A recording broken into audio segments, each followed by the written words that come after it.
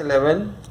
I have given you a few of the physical quantities whose dimensions are written there in this list, but this is not the complete work which you have to do. You have to rather keep finding the dimensions of each new physical quantity you come across while your study is gaining progress in this class and in class 12 as well. So now this problem of finding dimension is continuous. Now today we will talk about the dimensional analysis of physical quantity. What do we mean by dimensional analysis? For any equation, for any formula for physical relations between two quantities, we can have two analysis, that is checking it dimensionally whether it is correct or not, and second is even more important, deducing new relations between two or more than two physical quantities related to each other. And if we talk about examples, if we take the relation v square is equal to u square plus 2as, then we can find whether it is dimensionally correct. This can be found if the dimensions of LHS in the equation 1 is found to be equal to the dimensions of RHS in equation 1, then we say that this relation is dimensionally correct.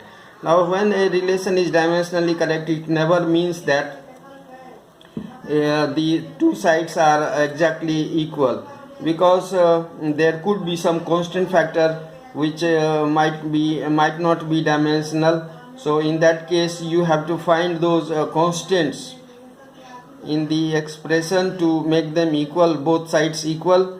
You have to find the value of those constants through the experimental methods. Now the another greater application of dimensional analysis is deducing relation between two or more than two related physical quantities. For example, experimentally it was found that time period of a simple pendulum depended on the length of the pendulum, means when the length was varied, the time period was also varied. And also it was found that acceleration, it is depending on the acceleration due to gravity.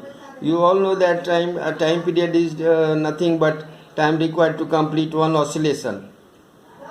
So if we happen to know the relation, the physical quantity on which the time period of pendulum depends, that is length and acceleration due to gravity g, then in that case we can write a general relation: t is proportional to a to the power l to the power a and g to the power b. Well, we don't know the value of a and also we don't know the value of b. Now if this is true, how we are going to find the value of a and b? Then we simply adopt the method which is dimensional method. What is it that we take that let us say the time period, removing the constant, the proportionality relation, we will have to introduce some constant, so let that be k. Then in that case the equation becomes t is equal to k l to the power a g to the power b. Now when we find the dimension of LHS, we get the value m0 l0 t to the power 1, and similarly if we find the dimension of RHS quantity, that means k l to the power a g to the power b.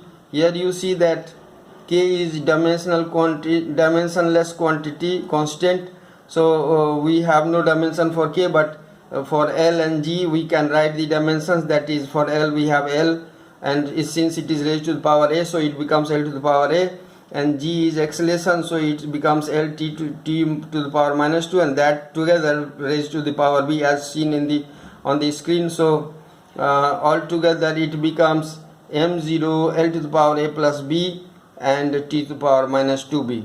Now if these two sides LHS and RHS are equal, then in that case we have the dimensions of LHS must be equal to dimensions of RHS, and if that is true, then the powers of those physical quantities, that means whatever the power of m is on LHS, should be also the power on of m on RHS, and that way power on L is equal to 0 on LHS and a plus b on RHS.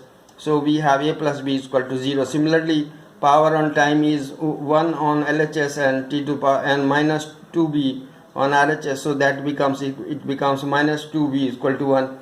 Solving these two equations, we get a is equal to half and b is equal to minus 1 by 2.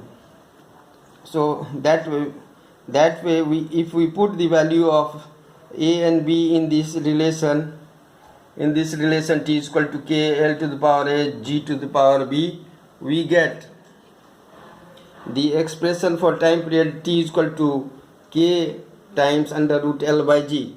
Now you know k is a constant. We can't find this value of k through dimensional analysis.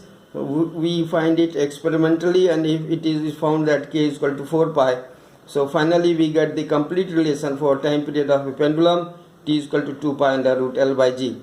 Now here the constraint is that if you don't have complete information that on what factors the time period of simple pendulum depends, your calculations will be wrong. So that is that you can make sure that you can discover, that you can find only through experimental methods, and try all possible physical quantities variations in them which can cause variation in time period. Only then you will get the correct relation. Thank you and have a nice day.